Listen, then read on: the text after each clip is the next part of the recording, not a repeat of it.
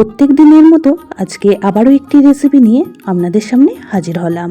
এক মুঠো গোবিন্দভোগ চাল সাথে আম দিয়ে দারুণ একটি ডেজার্ট রেসিপি আপনাদের সাথে শেয়ার করব, যেটা এই গরমে থাকলে একদমই মন প্রাণ জুড়িয়ে যাবে। নমস্কার বন্ধুরা, মাই কিচেন মাই ব্লগে সবাইকে আবারও একবার স্বাগত। আসুন তাহলে শুরু করা যাক আজকের রেসিপি। তো আজকের রেসিপিটি বানানোর জন্য এখানে আমি 3টে আম নিয়ে নিয়েছি, আর সাথে নিয়ে নিয়েছি 1 মুঠো পরিমাণ গোবিন্দভোগ চাল। আমগুলিকে আমি ব্যাক ক্যামেরায় কেটে নিয়ে ফিরে এসেছি। আপনারা যটা আম দিয়ে ডেজার্টটা বানাতে চাইবেন সেই পরিমাণ আম নিয়ে নেবেন, আর সাথে গোবিন্দভোগ চালটাও সেই পরিমাণ নিয়ে নিতে হবে।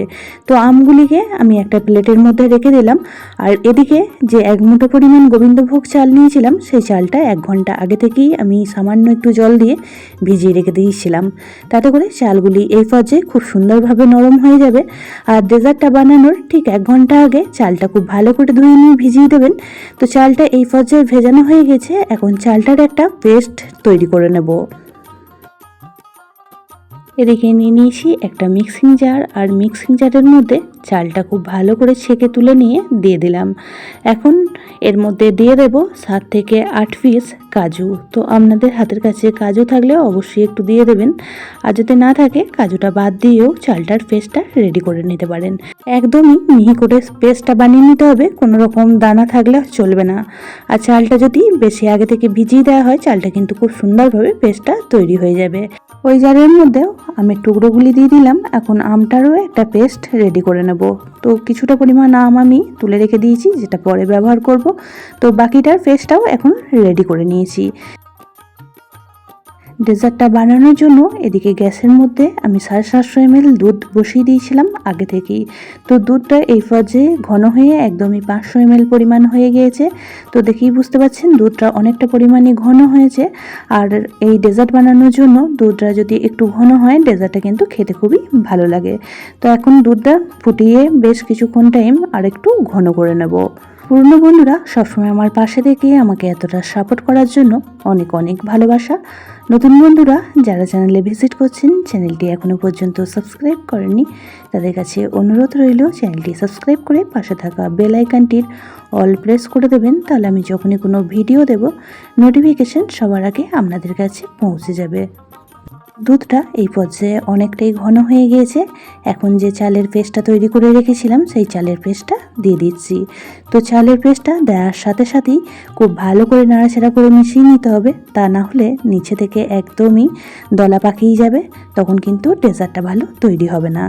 তো এদিকে মেশাতে মেশাতে আমি পরিমাণ মতন চিনিও অ্যাড করে দিয়েছিলাম। আপনারা যে পরিমাণ মতন মিষ্টি খাবেন সেই পরিমাণ মতন এখানে চিনিটা দিয়ে দেবেন। তো চিনিটা দেওয়ার সময় ভিডিওর থেকে বাদ চলে যায়। তো এই পর্যায়ে চিনিটা দিয়ে খুব ভালোভাবে মিশিয়ে নিতে হবে। তো দেখুন দুধটাও এই পর্যায়ে অনেকটাই ঘন হয়ে গেছে। এখন নামিয়ে রেখে ঠান্ডা করে নেব। আবারও গ্যাসের মধ্যে একটা প্যান বসিয়ে দিয়েছি, আর আগে থেকে আমি যে পেস্টটা রেডি করে রেখে দিয়েছিলাম সেই পেস্টটাই দিয়ে দিচ্ছি। তো পেস্টের সাথে এখন দিয়ে দেব 3 থেকে 4 চামচ পরিমাণ চিনি। তবে মিষ্টিটা আপনারা যেমন খেতে পছন্দ করেন সেই পরিমাণ বুঝে শুনে চিনির পরিমাণটা কম বেশি করে নিতে পারেন। তো আগেও দুধের মধ্যে চিনি দিয়েছি, এখনও কিন্তু আমটার সাথেও চিনি দিয়ে দিলাম। তো এই চিনিটা দিলে কি হবে, এই আমটা একদমই জেলির মতন তৈরি হবে।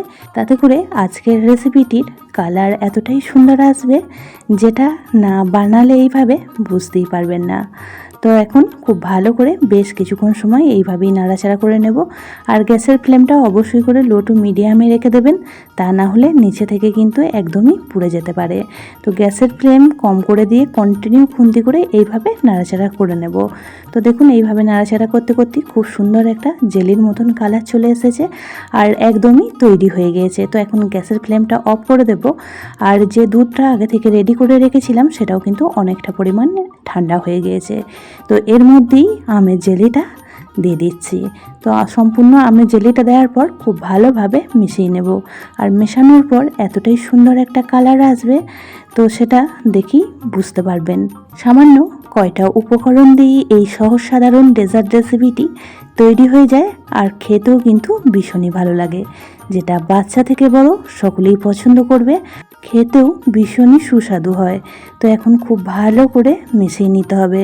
তো মেশানোটা কিন্তু সময় সাপেক্ষ, বেশ ভালো করে মিশিয়ে নিতে হবে। যত ভালো করে মেশানো হবে কালারটাও কিন্তু খুবই সুন্দর আসবে। আর দুধটাও দেখুন ঠান্ডা হয়ে যাওয়ার পর অনেকটাই ঘন হয়ে গিয়েছে। তো এটা কিন্তু ফ্রিজে রাখার পর আরও একটু ঘন হয়ে যাবে। তো খুব ভালো করে এখন মিশিয়ে নিচ্ছি। আর এখন কিন্তু এই দুধটা সম্পূর্ণভাবে ঠান্ডা হয়নি। তো বেশ কিছুক্ষণ সময় একটু রেস্টে রেখে দেব ঠান্ডা হওয়ার জন্য। তারপর একটা বাটির মধ্যে সুন্দরভাবে সাজিয়ে নেব। তারপর সেটা ফ্রিজে আধ ঘন্টা থেকে 1 ঘন্টা রেখে দিতে হবে, তারপরই পরিবেশন করতে পারবেন। তো খুব ভালোভাবে ঠান্ডা হয়ে গেলে এখানে আমি একটা পাত্র নিয়ে নিয়েছি, আর পাত্রের মধ্যে ডেজার্টটা দিয়ে দিচ্ছি। তো এখনও দেখুন অনেকটা পরিমাণ ঘন হয়ে গিয়েছে। আর যে আমের টুকরোগুলো আগেই রেখে দিয়েছিলাম, সেই আমের টুকরোগুলো উপর থেকে বেশ সুন্দর করে এখন সাজিয়ে দিচ্ছি। এতটাই সুন্দর আর ইয়াম্মি খেতে হয় যে না বানিয়ে খেলে বুঝতেই পারবেন না। যেটা বাড়ির সকলেই খুবই পছন্দ করবে।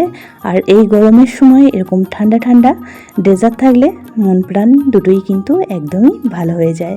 তো উপর থেকে আরও কিছুটা পরিমাণ ড্রাই ফ্রুটস দিয়ে দিচ্ছি। তো আপনারা আপনাদের পছন্দ মতন যে কোনো ড্রাই ফ্রুটস দিয়ে উপরে একটু সাজিয়ে দিতে পারেন।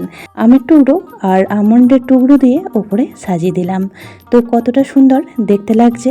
তো এখন আমি এটা ফ্রিজের মধ্যে রেখে দেব আধ ঘন্টা থেকে 1 ঘন্টা। তারপর আপনাদের পরিবেশন করে দেখাচ্ছি যে কতটা সুন্দর তৈরি হয়েছে।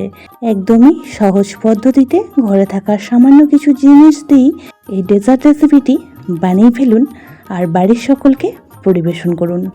আজকের রেসিপিটি আপনাদের কেমন লাগলো কমেন্ট বক্সে জানাতে ভুলবেন না। আর ফ্রিজে রাখার জন্য দেখুন আরও অনেকটা পরিমাণ ঘন হয়ে গিয়েছে। তো আজকের রেসিপিটি যদি কোনো অংশে বেশি ভালো লেগে থাকে, ফ্রেন্ড ও ফ্যামিলির সাথে একটা শেয়ার করে দেওয়ার অনুরোধ রইল। পাকা আমের সিজন এই 2 থেকে 3 মাস, তার মধ্যে অবশ্যই করে এই রেসিপিটি ট্রাই করুন। আশা করছি সকলের খুবই ভালো লাগবে। আর একবার যদি এইভাবে বানিয়ে নেওয়া হয়, বারবারই কিন্তু এইভাবে বানানোর অনুরোধ আসবে। এতটাই ইয়াম্মি হয়। এই গরমে 1 বাটি ঠান্ডা ঠান্ডা ডেজার্ট মানেই প্রতিটি চামচে আমের স্বাদ আর প্রতিটি মুহূর্তে আনন্দের ছোঁয়া। সবাই খুব ভালো থাকবেন, সুস্থ থাকবেন। আবারও দেখা হচ্ছে অন্য একটি নতুন রেসিপি বা নতুন কোনো ব্লগের সাথে। ততক্ষণের জন্য সবাইকে টাটা।